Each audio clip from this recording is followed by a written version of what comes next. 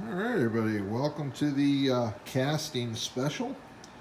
We're going to be going through how I cast detail pieces for my diorama. I cast using resin, a two-part resin, which we'll get in that a little bit later. Right now, we're going to cover making molds and getting things ready to cast. I do slush casting, which is a one-piece mold, and comes out like kind of like an ice cube. In fact, right there is a finished mold for some gas pumps and oil barrels. Um, what I start is I grab. You got to have something that can hold liquid without leaking, and something that's flexible helps. So old packaging works real well. Um, if you got something that has a flat bottom, um, make sure it's flat. Make sure it's not too big for, because this stuff's kind of expensive. Let's see, it was $32.50 for that plus tax. That'll be enough to basically fill these three molds here. I start by taking a mold, wiping it down the bottom of it with alcohol, and then I lay on some 3M double-sided tape.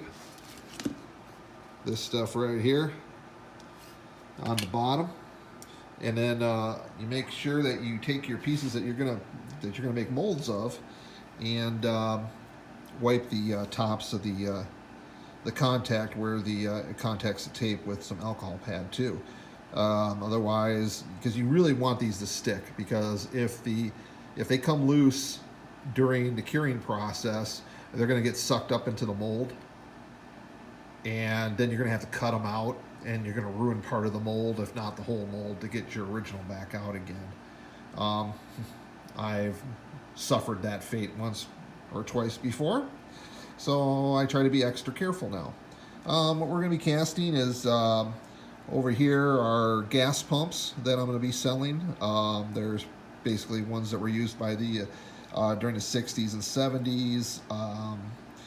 I also have some over here, some Anco windshield wiper display boxes that were pretty common in front of gas stations in the 50s, 60s, and 70s, even in the 80s. I remember seeing them up to almost recently. They still make Anco wipers, so you still might see some of these around. So that's another item I'll be selling.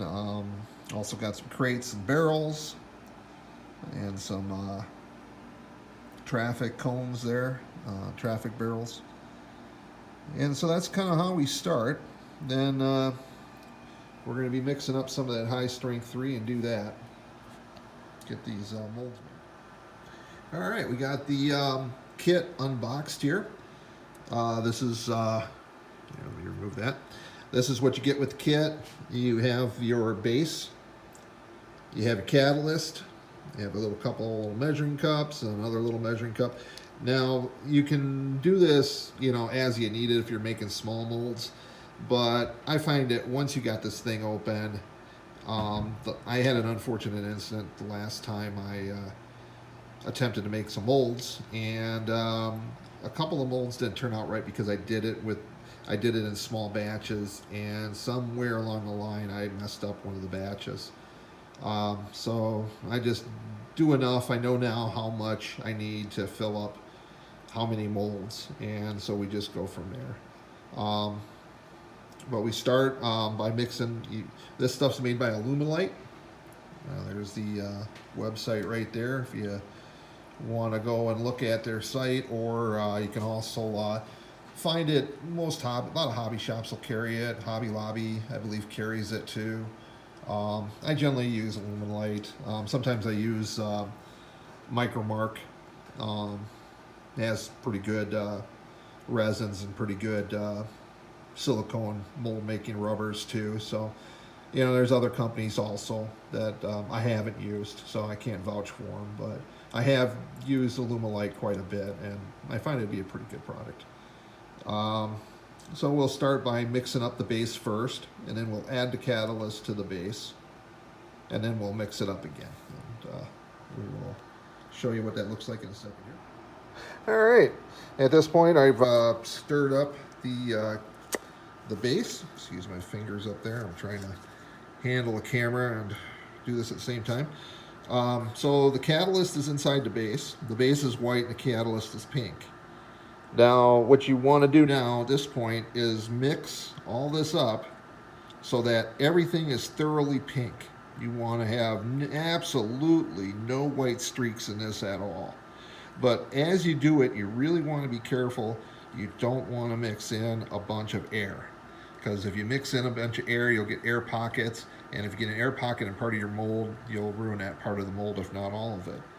Now, some people use pressure pots to cure to when they pour their resin, and that makes the bubbles in the resin really tiny, so you don't get the pockets that are pretty common when you slush cast, when you cast with resin.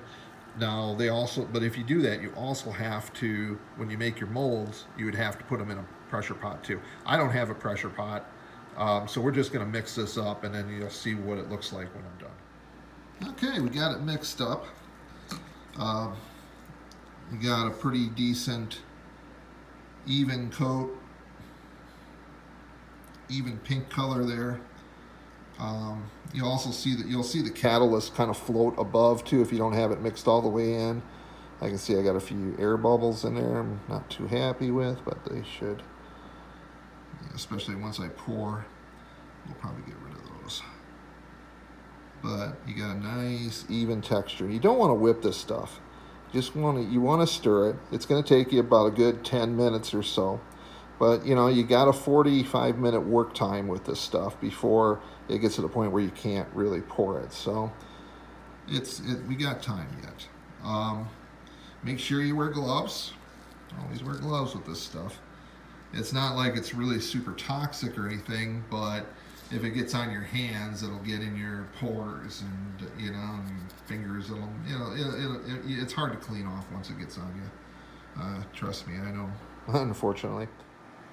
Okay, we're about ready to pour here. This is the first time I've handled a camera and poured, so it might be a little wonky here. But you got to pour real nice and easy. You don't want to pour it. You don't want to pour it too hard, because you don't want to knock over any of the things that are in there or break them loose off of the tape. Because like I said, if you do that, you're going to have to cut it apart to get that piece out, because it'll float up inside the silicone and it'll get sealed inside. And the only way you can get it out is to cut it out. So we're going nice and easy with it, just working it around. It'll self-level. So you just nice and easy. And just let her go on there.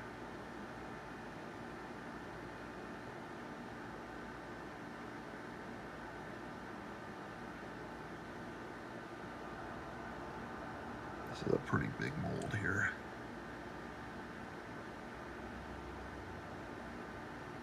Okay. Now let's see here. That should be enough for that one. Let's start working on this one here.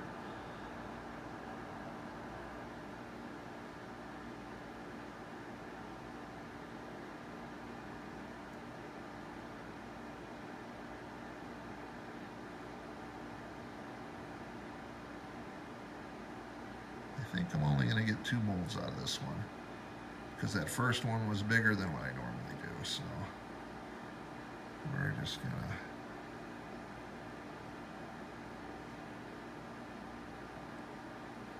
see, I got some bubbles there.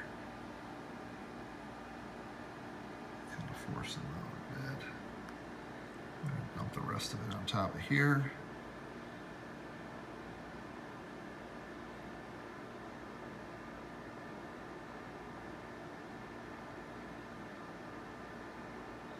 So we're not going to go for that third mold, unfortunately, this time. And we'll fill her up next time. Let's use all that rubber. It's expensive, so let's use it all.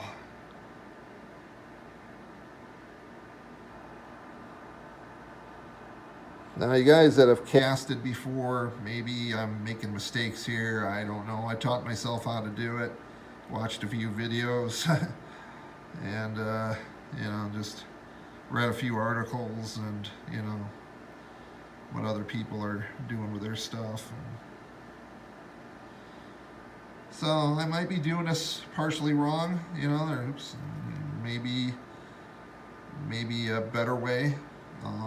I encourage you to look up casting on other YouTube channels and check them out and see how they do it compared to how I do it, because you know, I could be this is the way it works for me, but I could be wrong. I could be making a lot of mistakes. I know I'm probably overfilling that one mold, but shooting with a camera and kind of watching a level is kind of hard to do at one time. So, but I would have liked to have gotten that third one done here. But I can do it. It's ready. I can do it another time, so it's not a big deal. So that's where now we're going to wait. This has about a 24-hour set time on it, but I wouldn't mess with it. It says cure time is 12 to 18 hours, depending on heat and humidity. I'm going to let it sit longer than that. I'll check it from time to time. After about 12, 18 hours, I'll take a look at it and see how firm it is, how it's coming along, and cross my fingers and hope I mixed it right. I believe I did. You know, it's kind of, you know, I used the full bottle along with the full base, what they, you know, gave you, so the proportion should be right. Mixed it to a nice solid pink color. So hopefully this will be a good pour. We'll see what it looks like in about 24 hours.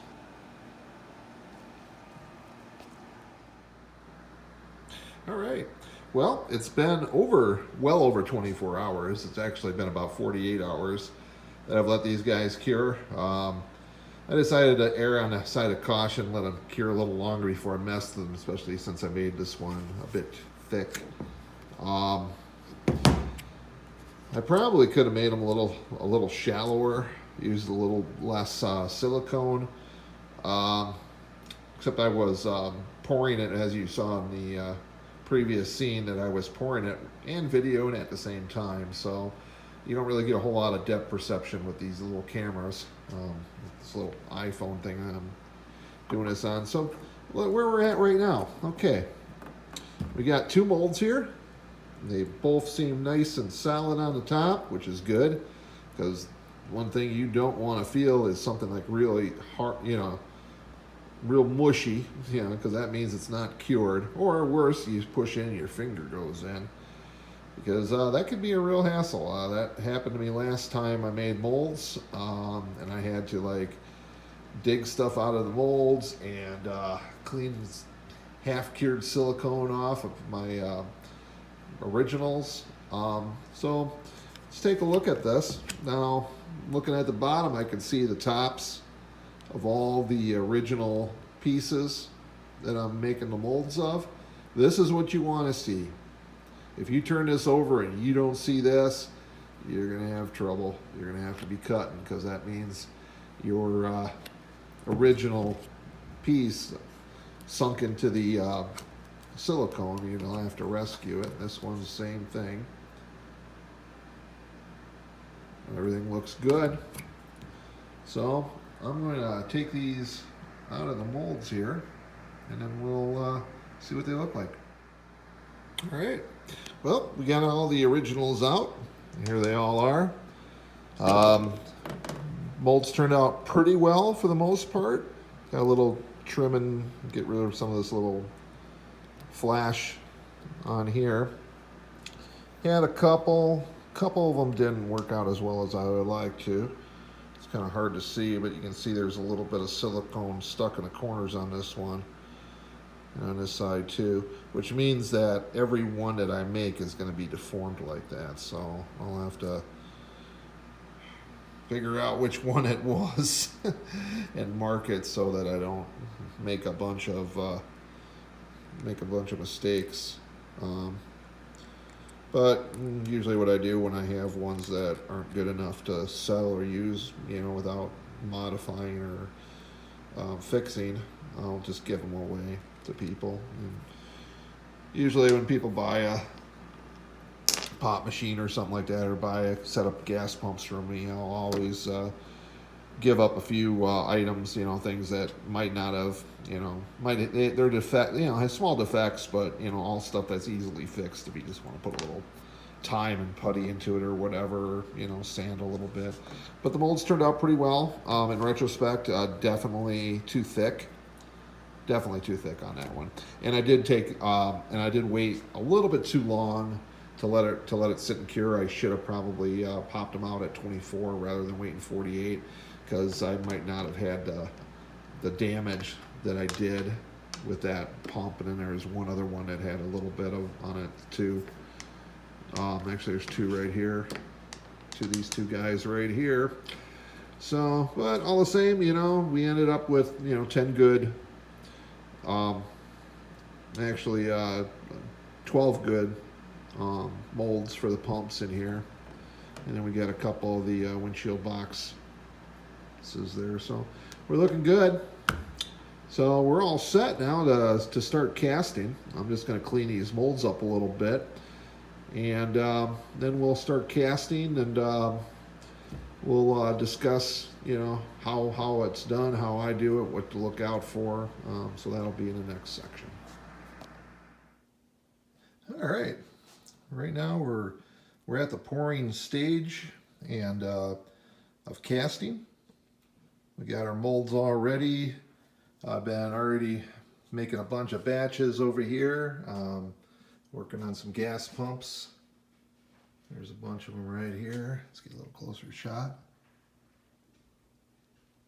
They just need to be cleaned up a bit, sand down the tops, trim any little flash off. I got about 100 of them right there so far. These here are the Anco wiper boxes that I'm going to be selling also. Oil barrels, various oil barrels. A few pop machines that came up stray there. I just had a little extra resin, so I threw it down the other molds. This is some pieces here that I cast for, that's going to be the top of my movie theater screen for the drive-in. Over here are the failures. Some of them have air bubbles in them and spots where they'd have to be repaired that are kind of difficult to do, like on the edge. See, there you go. You can see kind of on the edge there where that's got a few little chips in it. That can all be repaired with some putty, but when you're dealing with hundreds of them, those will probably end up giving away. Usually that's what I do with the ones that have like little mistakes in them. I usually give them away as freebies when people buy something from me, or if we do a trade or something like that. Here are the molds that we made. Okay, now we're going to go over here, and we're going to look at this right here. And this is the casting resin from Alumilite. You got your measuring cups there, and it's really important when you measure this stuff that you do it exact. Some people weigh it. I measure it. I'm pretty good with measuring. Got the graduated little measuring cups there. This kind of stuff, you only have about maybe 2 minutes or so to work with it. Work time they call it, or open time. And during that time, you have to be able to mix it and then pour it. And so small batches are best. I generally only make about right around an ounce of resin at a time for each pour.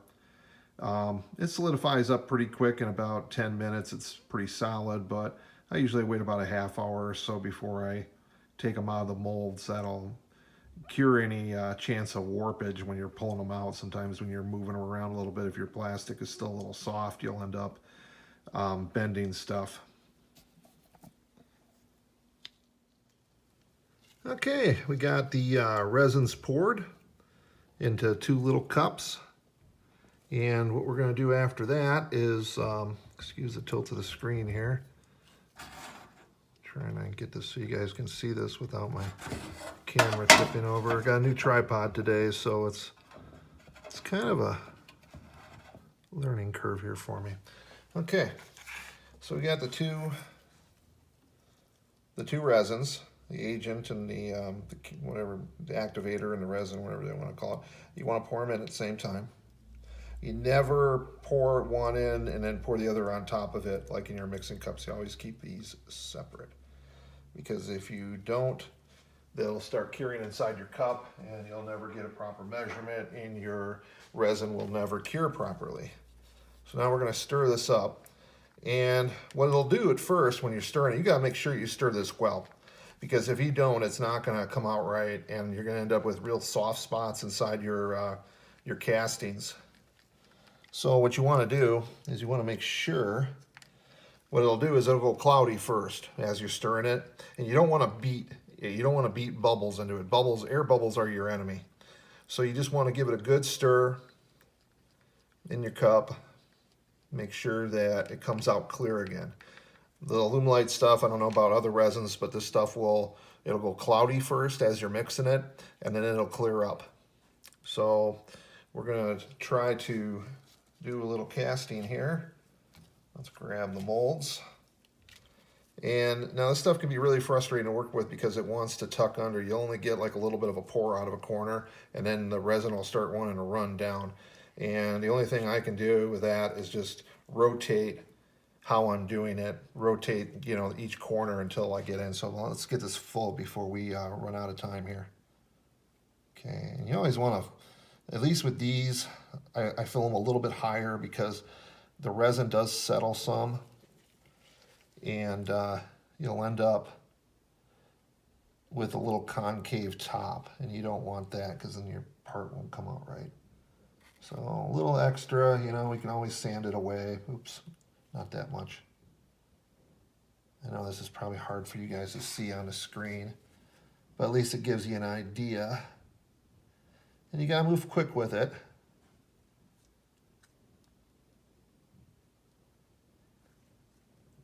You don't want to slosh. You don't want to add any air into the mixture.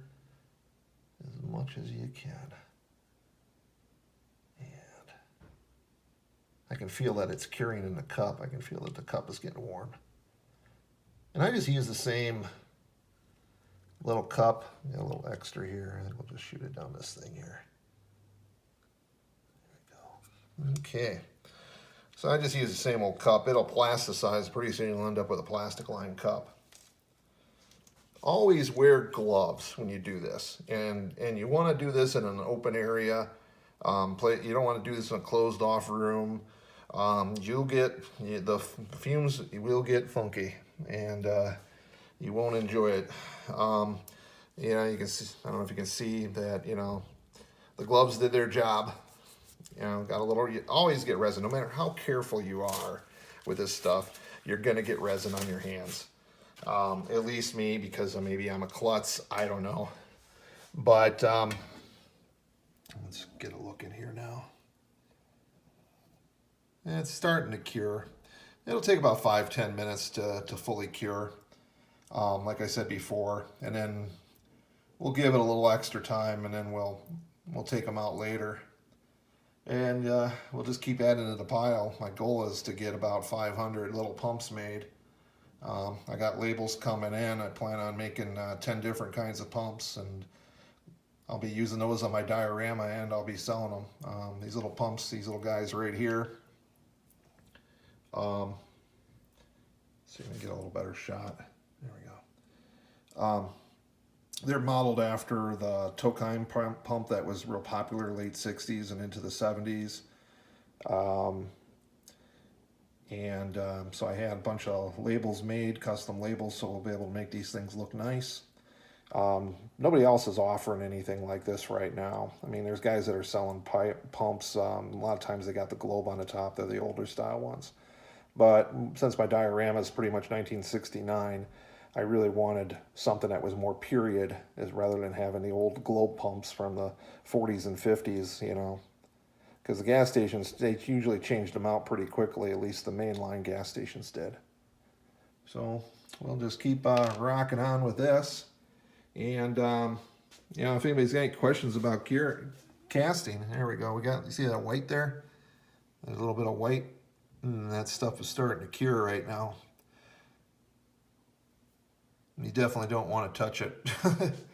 But you know, I'm not the master of casting. Are, you know, excellent videos, instructional videos that do a much better job than what I did today. This just gives you an idea of, you know, what I do and how I do it to get my things that I need for my diorama. This saves me a lot of money, even though it does cost me a lot of money. I mean, just to make the molds was about $50, and silicone, because I had the first half the batch of the first one fail. So otherwise, you know, still, you know, and these do wear out, especially if you don't use talc or mold release spray. I'm kind of running them naked right now. So they are probably taking a little bit more of a beating than they should. But if I end up running these out, I'll just make some fresh molds. That's what I keep the original pieces for. That way I can always remold them. So anyways, this pretty much concludes the this part of this video. We're going to edit this together, get it out. This will be one of my first edited videos. And so like and subscribe, tell your friends, hit the little bell icon so you get notifications. You know, I'm trying to get them out once a week, but it's, you know, right now with planting season, and planting season underway. I'm still trying to get my garden in, and I'm a little late with that. Got a bunch of other things going on too. Got to do some painting for the wife, make her happy. So anyways, we will have more videos. Stay tuned.